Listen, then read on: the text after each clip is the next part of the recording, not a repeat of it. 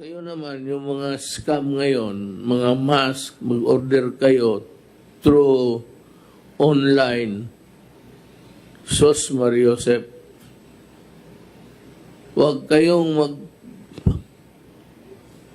do not go for that kind of shit, yung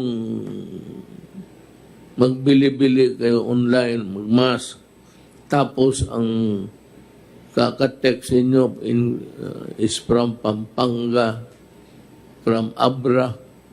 Saan sila makuha ng mask noon? Wala nga dito sa Manila.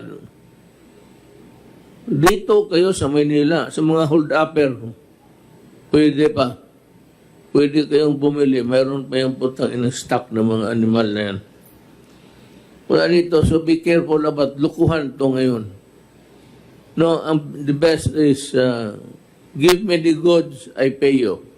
Or better still, give me the goods, I will examine it. If it is really the one that I ordered, then I will pay you. Huwag kayong bumili ng mga online na lalo na magpadala ka ng pera. I'd like to address this to everybody. Mga kababayan, do not fall for that thing online. It has never been perfected.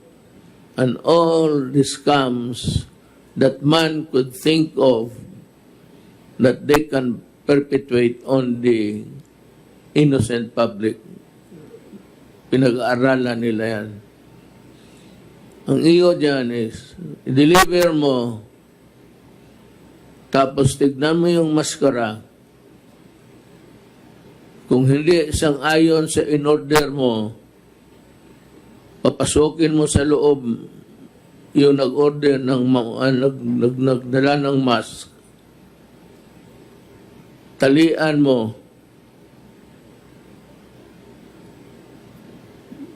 Pagkagabi, maghanap mo ng sakyan, ihulog mo sa Pasig River, mamili ka. Maraming tulay dyan. Alas 3 na madaling araw, wala na duwadaan dyan. Baski anong ihulog mo, wala nang makialam dyan. Itong mga animal na ito, they take advantage of the misery of people.